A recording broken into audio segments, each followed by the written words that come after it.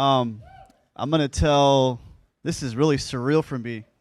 I used to be a youth pastor here. I was here since for 2002 for 9 years. And some of you, I had your sisters and brothers. A lot of you, I don't know. A lot of you, I'm getting to know. A lot of you may not know me, but it's special for me to be here. Very surreal. Can I have a little bit more microphone, please, Scott? Um, I I was here. I remember when Tasha was only 14, 15 years old. And I remember telling her, hey, I want you to start speaking more and doing more. So she learned her giftings, a lot of that learned in youth group. Angela, I was her youth pastor when she was in ninth grade. I've known her for a lot of years, and she went to Australia. She came back, and she started helping me in the youth group, and that's the rest is history. She's been here ever since. And then her husband, at the time, they weren't even on the radar with each other. He was just Scott. Sarah Scott used to help me in this youth group all the time. A lot of these wirings, all these stuff that's here, he did that back in the day, and stage stuff. And he would always come in and bring me Taco Bell, and he would come in the youth hall, and he'd stay here the whole time and do stuff. It's special for me to be here. It's very special. And, you know, I think you've heard me a lot of times, maybe on Sundays, God restores. And never, ever did I think I'd be back here talking to you guys. When I think some of you weren't even born yet. Some of you were just maybe 5 years old and younger. It's great to see people like Eric here still serving. Megan. I saw Summer. Summer was one of my teenagers back in the day. It's special to be here. But so it's been a little bit of an emotional week, just thinking about everything and how everything evolved and how you guys evolved. I love. This is special for me. I want to talk to the youth leaders for a second. I have something for you guys, but I want to talk to the youth leaders. I think this will help you. Well, it'll encourage you. I was at Walgreens about a month ago, and I was shopping. And me being back, I'm running into people that I used to go to church with or just know me. I'm from here. And I moved away for 9 years, and so a lot of them are just seeing me for the first time in 10 years.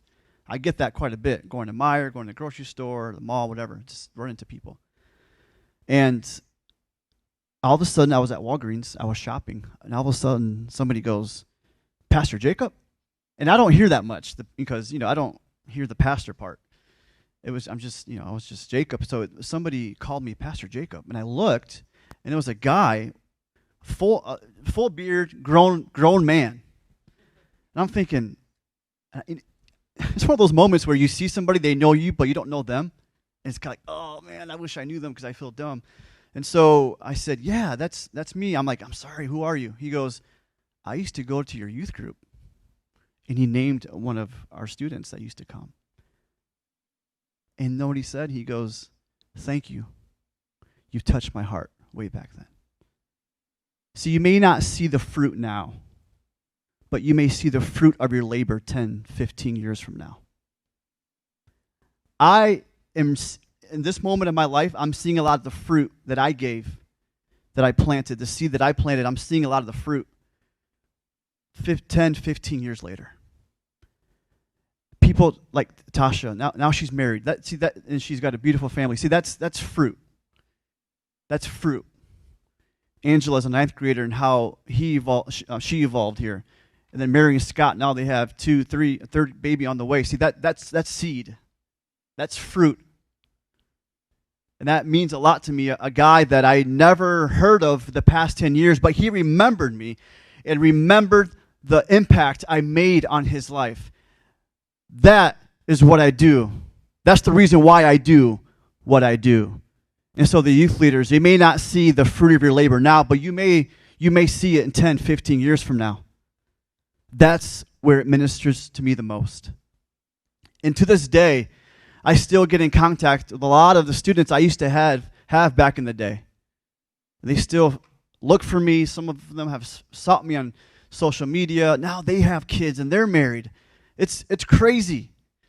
Because at the time when they were sitting where you're at, it was not even thought of that one day they're going to be married with kids. I never imagined Tasha being married with kids and Angela, and it's. But now, and to think that's going to be you one day.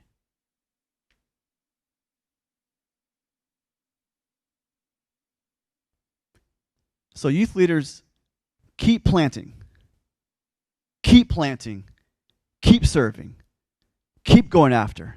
You may not get a high five or a pat on the back. That's okay. That's not what we do this for. You're planting seed. You're planting seed. And you will see the fruit. You will see the fruit. It may not happen next year, but it'll happen 10, 15 years from now when a 14-year-old, now 34 years old, will come back to you and say, thank you for the impact you made on my life at camp. Thank you for the words of encouragement. Thank you for reaching out to me when I was going through a time of my life that was depressed, but you sought me out. See, those are the things that you'll get in the years to come. I've been enjoying youth ministry now than when I did youth ministry. I'm enjoying it now because I'm seeing and hearing about the fruit and the seed that I was able to give. And it's not about me. It's just about saying, God, I want to be used by you, and if I could help a 13-year-old navigate her life and his life, I want to be able to do that. I had one of my students stop me. He saw me at Logan's restaurant. And he went crazy. He's like, Pastor Jake, man, I haven't seen you. He goes, some of you know who I'm talking about. And he was so funny. His personality is amazing. He stopped and said, man, I remember those prophetic words you used to give me. He goes, because of your prophetic words, that's what I'm doing now for a living, is because of those prophetic words you gave me. If that doesn't make you cry, man, what do you say? What do you say after that, man? Like, those are the things I get now. You think you're not making an impact. You think you're not making a dent in the kingdom. You don't know what seed you're planting. I just wanted to share that with the youth leaders. Keep going after it. Show up every Wednesday. Show up every camp. I'm telling you, we had some of the most amazing camps. Your name, Never Enough, it was birthed at a camp in 2009. It was birthed out of camp. One day I'd like to share that story just in its entirety, how that happened, because you need to know your roots and you need to know who you are. It's very important. All right? All right. I noticed that all the boys are on this side and all the girls are on this side. Well, Dom, you just, barrier breaker. I don't have much time, but I do have a lot to say. It's all good. It's all good. I want to end at the altar tonight. Is that okay? I want to end at the altar. I have a lot of thoughts. Like I said, it's been a very emotional week just standing in front of you guys. So just reminiscing of all the memories, the students. So it's been special. My wife at the time was not even thought of at the time. So it's just crazy how God works. And that's my life message. God restores. We don't know what I'm going through. I probably don't, but I know that God restores. You don't know what I've done. I probably don't. No, you really don't know what I've done. It don't matter. There's no problem, issue here, mistake here that outpowers God. God looks at it and says, and I restore. And I'm a product of that. I've made mistakes.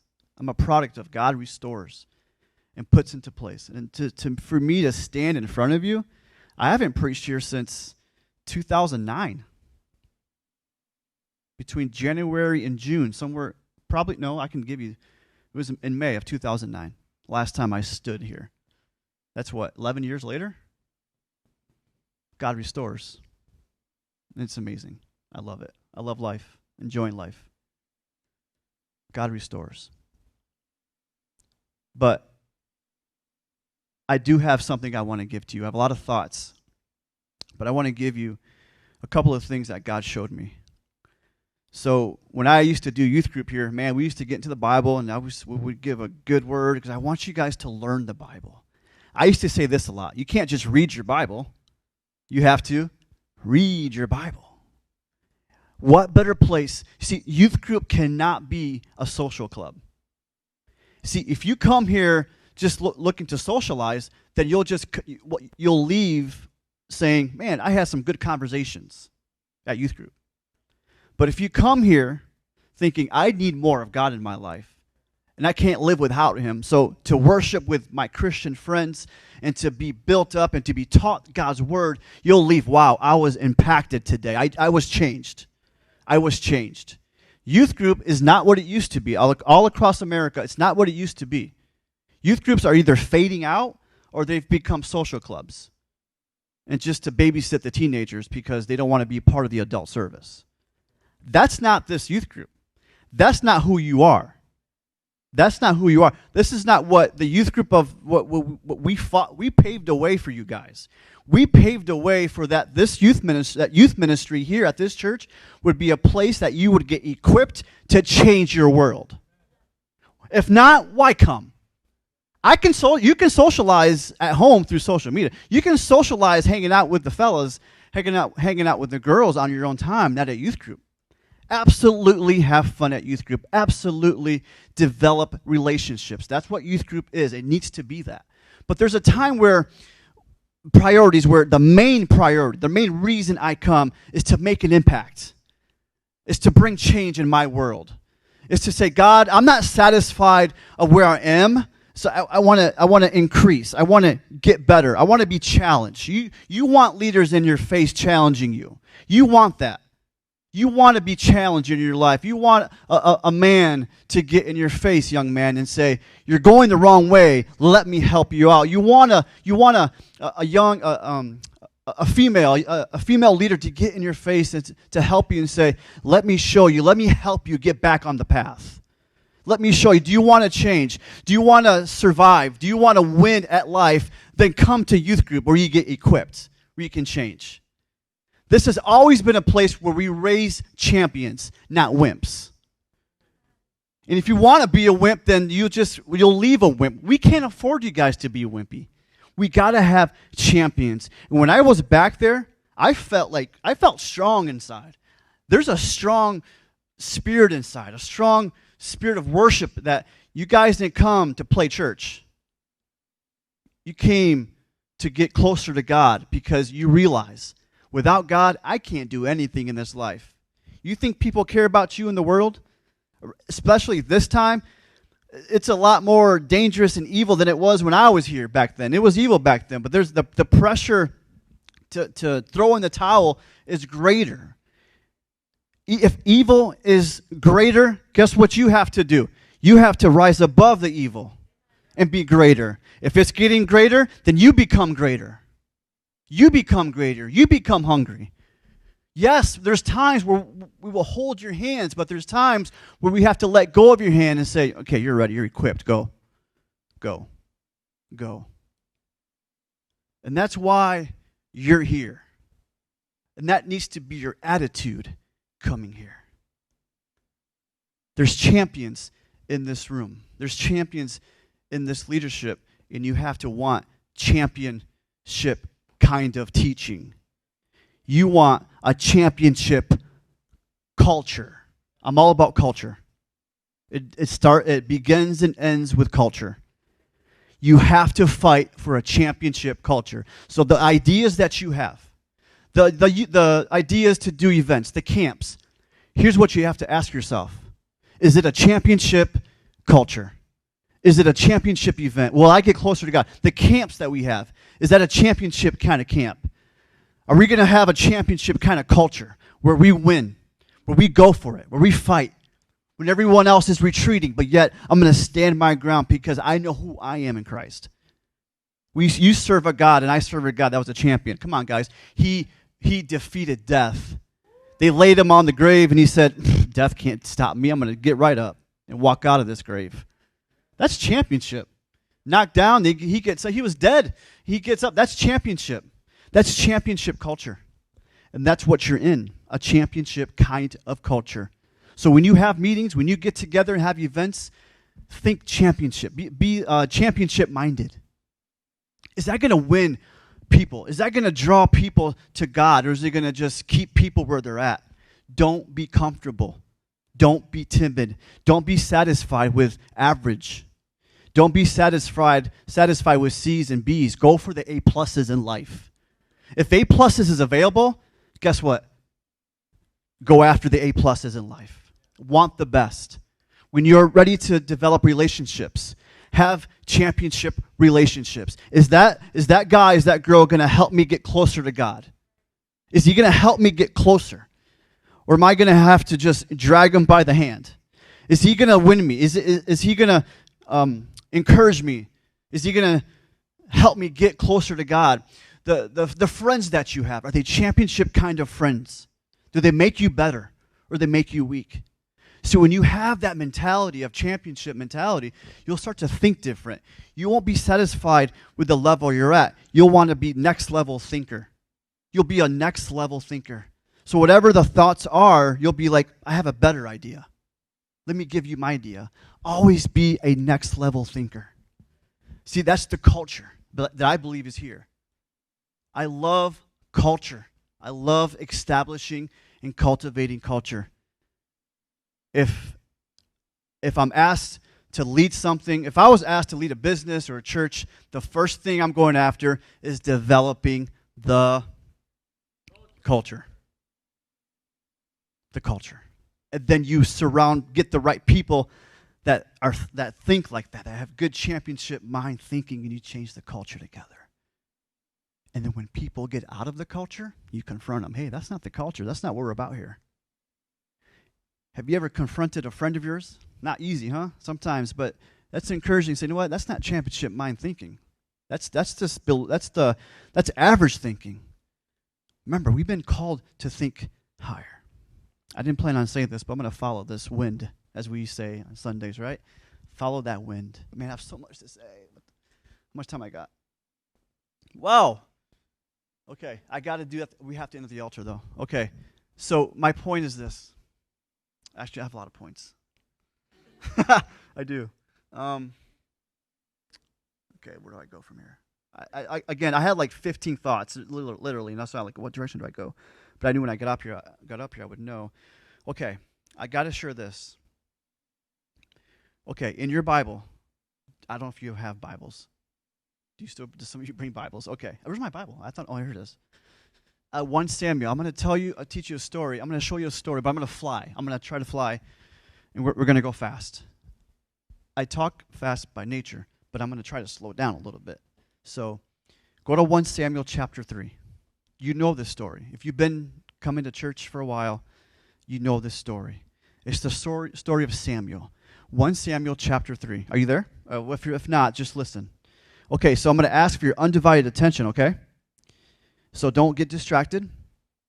Don't think about tomorrow. Don't think about what you're doing after church. I want you to stay focused because this is going to help all of us here today. 1 Samuel chapter 3. Now the boy Samuel was ministering to the Lord before Eli, and the word of the Lord was rare. There was no vision, nothing in those days. At the time, Eli was lying down in his place. Let's go down to verse 4. Then the Lord called to Samuel. Who called to Samuel? The Lord called to Samuel. Who called to Samuel? Did Eli call him? No, who did? The Lord. And Samuel answered, "Here I am." He ran to Eli. What does that tell you? He didn't what? So, okay, who called Samuel? Okay, but he went to Eli. What does that tell you? Wait, I heard something. Yes, he didn't recognize the voice. Even God himself, God, G-O-D, God, the creator of the universe, Samuel did not recognize his voice. He went to Eli. How many times? I'm going to have to skip reading. How many times? 3 times. He went to Eli 3 times. Eli finally catches on and says, wait a minute here. God's talking to him. Eli coaches him and says, hey, the next time you hear my voice or a voice, just say this: your servant is here. So Eli goes back to bed, and what happens? This time, God says, Samuel, Samuel, 3 times. What does Samuel say? Here I am, for your servant is listening. And that right there started the career and the calling of the great prophet Samuel. An amazing prophet. It started with what? It started with a call. It started with a call. There is a lot of voices wanting your attention. And a lot of them are seducing. A lot of them are wanting your time, your attention. There's a lot of voices calling you. And if we're not careful, we'll hear voices and we'll say, is that God? Maybe it is God. I want you, and I want myself, all of us here, to be able to get to a point in our lives where we know God's voice. Because when you know God's voice, you'll make right decisions. You'll make right choices. You'll know when to leave and know when it's okay to stay. You'll marry the right person when you know his voice, because there's a lot of counterfeit voices out there that are warning you, and they're saying, I am God. Therefore, follow my voice. But thank God for an Eli who helped him recognize your voice. And you know that youth group is like an Eli that helps you recognize the voice, because it's okay at times to say, man, I hear this, but I don't know if it's God. That's okay, because there's always an Eli in your life that God has. Eli could be a father, a mother, a mentor, a coach. It could be your youth leaders. I believe this youth group, the culture, is an Eli-like to help you recognize, because the Elis in your life know how important it is that you know the voice of God. People say, I want to prophesy. Absolutely great. Do you know God's voice? Not really. Then you're not ready to prophesy yet. I want to prophesy. Don't go after the prophecy, the prophetic. Go after the God of the prophetic, the voice. Because when you know his voice, you'll say, that's my daddy talking. He's got my attention. And when you know his voice, prophecy will just flow like never before, because you recognize that voice. He talks to us differently, but you need to know that personal voice, how he talks to you. Find an Eli that will help you to say, hey, next time, just say, God, here I am. The voice, it started with the voice. God called him. God used his what to call him? His voice. His voice. His voice must master every part of your life. It must master every single part of your life. His voice needs to rule your heart. His voice needs to rule your choices and your decisions that you have. You must know his voice. Don't wait until you graduate. Don't wait, man. Samuel was a young guy. He was a young boy, actually. A boy.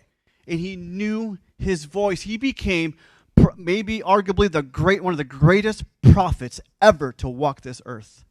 Ever. And he didn't play around. The Bible says that when he would enter a city, the city would tremble. Would tremble.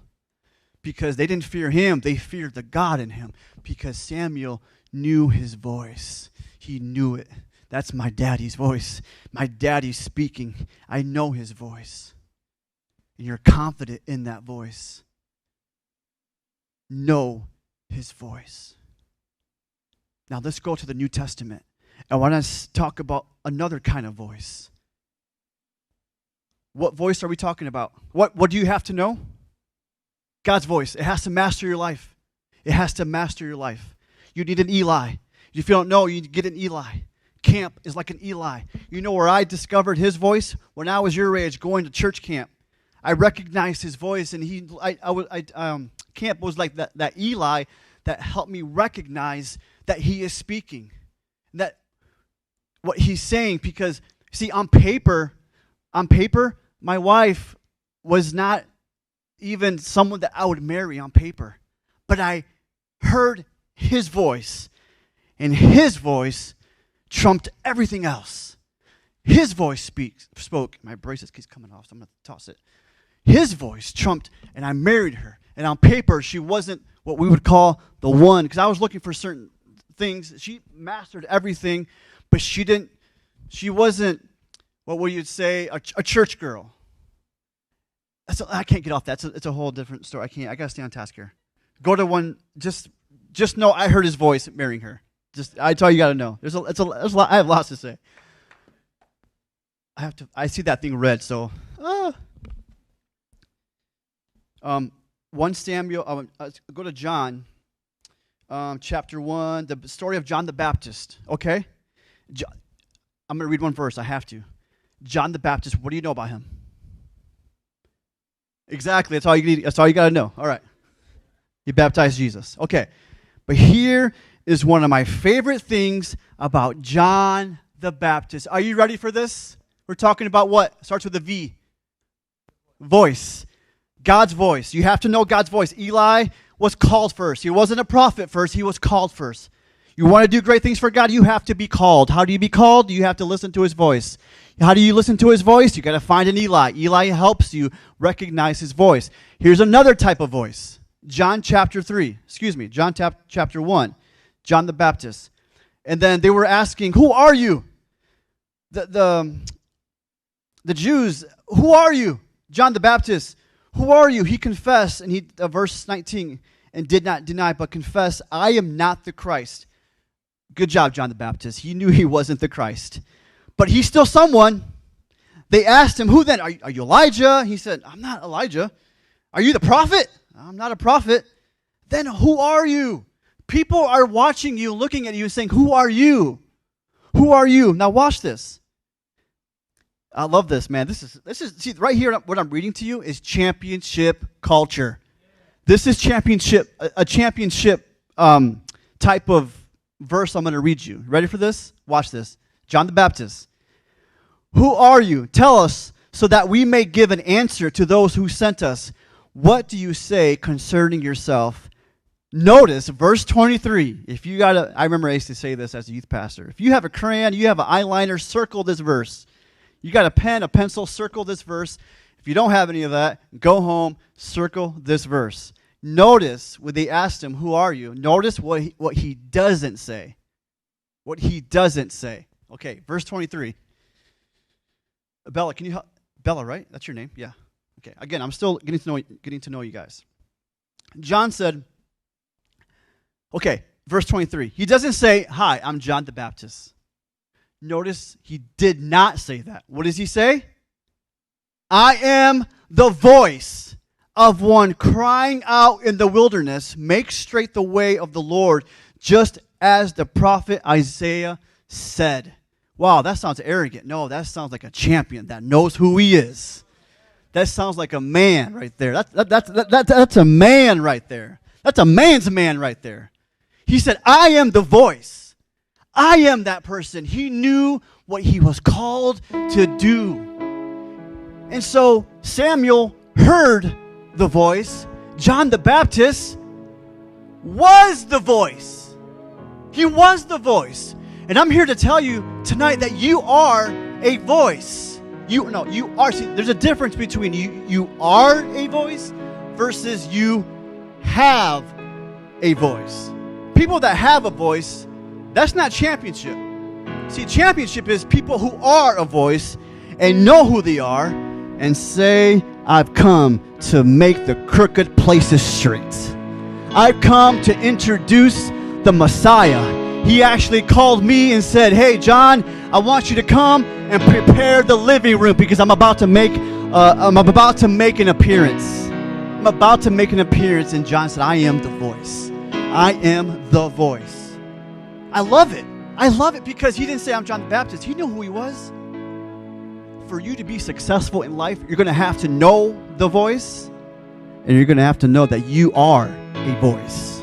You want to be successful in everything that you do, you're going to have to be confident in who you belong to and confident in who you are until you feel it in your bones and every single cell in your body, where the hairs on your body stand up and the fire gets in your eyes and you don't care who's coming against you, you'll go, and if it's just you, then you'll still go. You'll look to your left, you'll look to your right, and you'll be like, I don't care who's with me, who's for me. I know that I am the voice, and he has called me to prepare the way for him to come, to make crooked places straight. Have you ever thought this, that you're called to make crooked places straight? So go look for crooked places. Go look for problems and say, I can solve that problem because I am the voice. The problem is, see, the church, youth groups have been too silent for too long, and messes have occurred. But I'm here to tell you that it's time that you know the voice, and that you know that you are the voice. You are the voice. And tonight, before we go home, I want to get rid of any kind of counterfeit in your life, because you've been told that you don't know the voice. You're doubting yourself. You don't know if you know that you have a voice, but you don't know if you should say anything. I don't want to say anything. No. See, we can't do that no more, because you are the voice. John the Baptist said, I am the voice. You want to know who I am? I am the voice. Imagine that. You imagine people looking at you and say, who are you? I'm the voice. I'm the voice. And tonight, I didn't tell my wife I was going to do this. She knows what this means. Tonight, Angela, am I okay? It's about 5-10 minutes. Tonight, if you want, I'm not going to call you up here. I'm going to call you up here if you want to. If you don't, it's okay. No one will think differently of you. I don't judge. Nobody judges. Make sure there's no judgment, because maybe you're just not ready yet. But I'm talking to somebody today, and you're ready to say, you know what? I think I'm going to do this. I think I'm going to be the voice. And I'm not going to accept any counterfeit no longer. Maybe you've been told you're a counterfeit. Maybe you've been told lies. You know what we're going to do? You know the best way to defeat any kind of doubt and to confess that you are the voice is to look in the mirror and look at yourself and say, I am the voice. See, today, a youth leader is not going to tell you this. I might, because I can't, because I'm going to start prophesying. Can't do that. You get what I mean. I can, but I can't. I don't know. I'm wired right now. You guys wired me up. Listen, you know the best person to tell you that you have the voice? Not your youth leaders, even though what they say carries a lot of weight. You know what's going to happen tonight? You're going to tell yourself, and you're going to say, I am the voice. See, it's one thing if I tell you, but it's a whole another thing if you look at yourself. Because when you say and look at yourself and say, I am the voice, you're telling all the counterfeit that they're lies. You're telling all the lies you were told and all the doubt, and people said, Jacob, you'll never get back on your feet. Jacob, you're ruined. What you did is not forgivable, if that's a word. I think it's a word. Nobody can forgive that. What you did is you're doomed. You lost everything. You only have $6 in your account. Your car is nothing. And you'll never be restored. It's going to take you 15 years. Jacob, your life is ruined. But it was that time where I had to look in the mirror and say, no, I am a voice, and God is not done with me. And I'm gonna overcome, and I'm going to go for it. And I'm going to declare to the enemy that I am a voice, and I'm going to make crooked places straight. I know the voice. I am the voice. I'm not Jacob Gomez any longer. Who are you? I'm not Jacob. I am the voice. I am the voice. I am the voice. You carry something within you. Who am I talking to tonight? We're going to end at this altar. If that's you, I want you to meet me at this altar and say, I'm tired of counterfeit. I'm tired of hesitating. I'm tired of lies and being held back. I need to step out and say, I am the voice. And I'm going to make crooked places straight, because you guys are the ones that will usher in a revival. You guys will be the ones to say, that's counterfeit. That's counterfeit. This is revival right here. Miracles are happening. People are getting saved. God needs you. He needs you. If that's you, join me at this altar and declare today that I am the voice.